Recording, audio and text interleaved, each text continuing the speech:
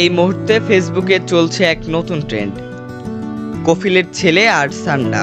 কফিল শব্দটি মধ্যপ্রাচ্যে কর্মরত বাংলাদেশি শ্রমিকদের নিয়োগকর্তাকে বোঝায়, আর তার ছেলেকে ঘিরে তৈরি হয়েছে নানা মজার ভিডিও। এই ট্রেন্ডের মূল চরিত্র সান্ডা, যা আসলে মরুভূমিতে বসবাসকারী এক ধরনের টিকটিকি।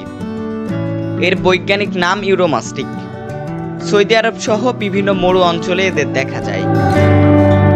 ভিডিও বানাচ্ছেন প্রবাসী বাংলাদেশিরা, বিশেষ করে জনপ্রিয় ব্লগার আব্দুল মান্নান, যিনি থাকেন সৌদি আরবের দাম্মামে। তার এক রিলসে দেখা যায় একটি সান্ডা ফোঁস করছে। তিনি বলছেন, ও ভাইরে ভাই, সাপের মতো ফসফস করে। এই ভিডিওটি দেখা হয়েছে প্রায় 6.5 মিলিয়নের বেশি। সান্ডা দেখতে গিরগিটির মতো, লেজ মোটা আর কাঁটায় ভরা। শিকারী দেখলে এই লেজ দিয়ে আত্মরক্ষা করে। প্রাপ্তবয়স্ক সান্ডা নিরামিষভোজী, মূলত গাছের পাতা, ফল আর মাঝে মাঝে পোকামাকড় খায়।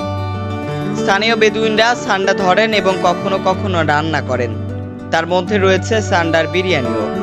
আর সেই কারণেই বলা হচ্ছে কফিলের মেজো ছেলের সবচেয়ে প্রিয় খাবার সান্ডার বিরিয়ানি।